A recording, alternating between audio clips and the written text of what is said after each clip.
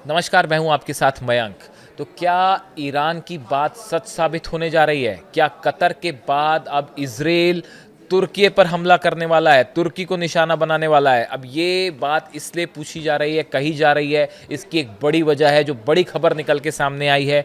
Israel ने तुर्की के खिलाफ नया मोर्चा खोलते हुए साइप्रस में अपना air defence system Barak MX को सीक्रेट तरीके से पहुंचा दिया है। ये वो खबर निकल के आई है। देखिए, बहुत बड़ी खबर है। इजराइल ने अपना एक डिफेंस सिस्टम जो है वो बड़े सीक्रेट तरीके से जो है ट्रैवल करते हुए, लेकिन वो बात छुप नहीं पाई, क्यों बाहर आ गई मैं वो भी आपको बताऊंगा। अपना डिफेंस सिस्टम इजराइल ने साइप्रस पहुंचा दिया है। साइप्रस कौन? वो देश जिसकी तुर्की से कट्टर दुश्मनी है। इजराइल ने अब अपना डिफेंस सिस्टम, और सिस्टम भी है बराक MX जिसका नाम दिया गया है, इसको तुर्की को पहुंचा दिया है। ऐसे में साइप्रस की ज़मीन से तुर्की के खिलाफ इस्तेमाल होने की बात कही जा रही है। कहा जा रहा है कि इजराइल साइप्रस का इस्तेमाल कर सकता है तुर्की पर हमला करने के लिए। देखिए, एर्दोगान जो है उनकी तरफ से ये आदेश दिए गए थे कुछ समय पहले। तुर्की के जो राष्ट्रपति हैं कि इजराइल के खिलाफ उन्होंने अपने फाइटर जेट्स और जितना डिफेंस सिस्टम उसको एक्टिवेट कर दिया था कतर पर खासकर हमले के बाद। और ये कहा जा रहा था कि कतर के बाद अगला निशाना तुर्की होगा। उसकी बड़ी वजह ये कि बताया जाता है कि वहाँ पे भी हमास की बड़ी लीडरशिप, काफ़ी संख्या में लोग हैं, और हमास के वहाँ होने के पीछे की बड़ी वजह ये है कि तुर्की जो है वो नेटो का सदस्य है। और ऐसा माना जा रहा था कि चूंकि नेटो कंट्री का सदस्य है इसलिए इजराइल उस पर हमला नहीं करेगा, क्योंकि नेटो पे अगर आप हमला करते हैं तो नेटो का जो पैक्ट है उसकी तरह कहता है आपके किसी भी देश पर हमला जो है वो सभी के खिलाफ हमला माना जाता है। तो इसलिए कुछ एक्सपर्ट से मान के चल रहे थे कि भाई इजराइल जो है वो तुर्की पर हमला नहीं करेगा क्योंकि वो नेटो कंट्री का सदस्य है। लेकिन जो खबरें खुफिया एजेंसी से आई उसके बाद ये माना जाने लगा कि इजराइल ने तुर्की पर हमले की तैयारी शुरू कर दी है। ऐसी कई इंटेलिजेंस के थ्रू इस तरह की खबरें आई। देखिए, ईरान की तरफ से जैसे ही कतर पर हमला हुआ उसके फ़ौरन बाद ईरान की तरफ से ये चेतावनी दी गई थी और ये बात कही गई थी कि अगर आपने इजराइल को इस समय नहीं रोका तो कतर के बाद बाकी इस्लामिक देशों पर भी इजराइल हमले कर सकता है। इसीलिए इजराइल को रोकना ज़रूरी है, इजराइल के खिलाफ एकजुट होना ज़रूरी है, इजराइल को जवाब देना ज़रूरी है। इस तरह की बात ईरान की तरफ से कही गई थी। लेकिन मुस्लिम देशों की बैठक हुई, अरेबियन देशों की बैठक हुई। उस बैठक में प्रस्ताव पास हुआ और ये कहा गया कि कलेक्टिव एक फोर्स भी बननी चाहिए, लेकिन कोई कॉन्क्रीट कार्रवाई फिलहाल होती नहीं दिख रही है। इस सूरत में एक तो हुतीज़ हमला कर रहे हैं लगातार इजराइल पर, और उस बीच अब ये बड़ा डेवलपमेंट। अब सवाल ये है कि आखिर अपना मिसाइल डिफेंस सिस्टम इजराइल ने साइप्रस को क्यों दिया। देखिए, ये जो सिस्टम है जिसका नाम है बराक MX, ये एक हवाई इंटरसेप्टर है जो मिसाइल्स को रोकता है, जो कि 150 किलोमीटर दूर तक के खतरों को रोकने में सक्षम है।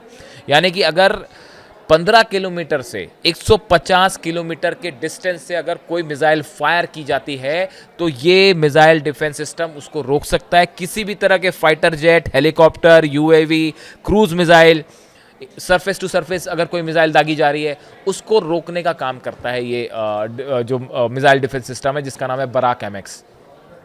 सवाल ये है कि आखिर इजराइल ने इसको भेजा क्यों? क्या ये कहा जा रहा था चूंकि कि हमास को के अड्डों को निशाना बना सकता है, जैसे नेतन्याहू ने साफ तौर पे पहले कहा कि भाई अगर इजराइल के खिलाफ हमास को के नेताओं को कोई अगर अपनी कंट्रीज़ में शरण देता है तो इजराइल उनको निशाना बनाएगा। ये माना जा रहा था एक प्रकार से कि तुर्की के लिए सीधा मैसेज है। इस तरह के आकलन लगाए गए क्योंकि तुर्की में हमास के काफ़ी सारे मेंबर्स हो सकते हैं। इस सूरत में तुर्की इजराइल के निशाने पर है, ऐसा डिफेंस एक्सपर्ट मानते हैं।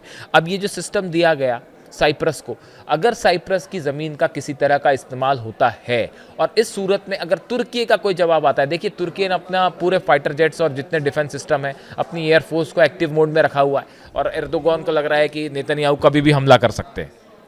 ऐसी सूरत में अगर साइप्रस का इस्तेमाल करता है इजराइल हमला करने के लिए, अब देखिए ये भी बड़ी इंटरेस्टिंग बात है कि ये बड़े गुपचुप तरीके से पहुंचाया गया वहाँ पे जो ये डिफेंस था MX सिस्टम बराक जो है, इसको इजराइल ने बड़े गुपचुप तरीके से पहुंचाया। लेकिन इसकी तस्वीर जो है वो बाहर आ गई, वो बाहर ऐसे आ गई, एक वीडियो सामने आ गया जो कि एक हार्बर पे, एक पोर्ट पर जब इसको ले जाया गया, उस दौरान किसी ने इसका वीडियो बना लिया और इसका वीडियो जो है वो डोमेन में आ गया, बाहर आ गया, जिसके बाद ये कहा जाने लगा, ये बात अचानक से जो है खुल गई कि भाई इजराइल ने जो है अपना डिफेंस सिस्टम पहुंचाया है।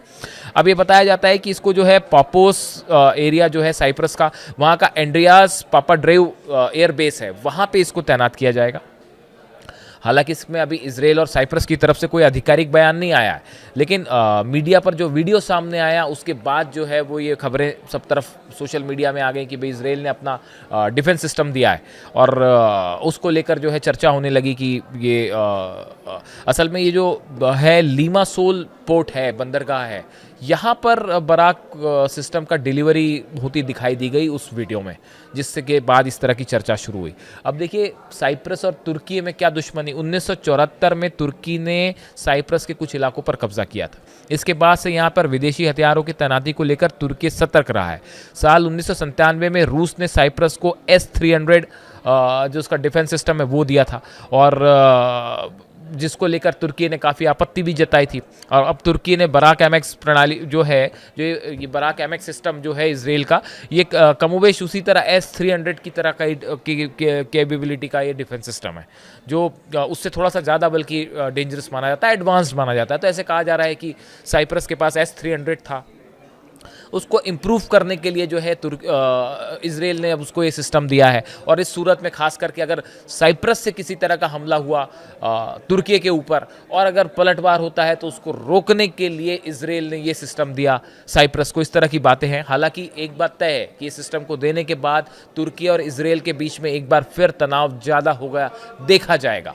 अब इस सूरत में क्या जो बात ईरान ने कही कि इजराइल को अगर आप जवाब नहीं देते हैं तो फिर वो और इस्लामिक देशों को निशाना बना सकता है, ऐसी सूरत में क्या ईरान की बात सच साबित होगी, और क्या वाकई इजराइल जो है वो तुर्की पर हमला करने के लिए तैयार है? इससे जुड़ी जो भी जानकारी होगी आप तक पहुंचाएंगे। Thank you so much.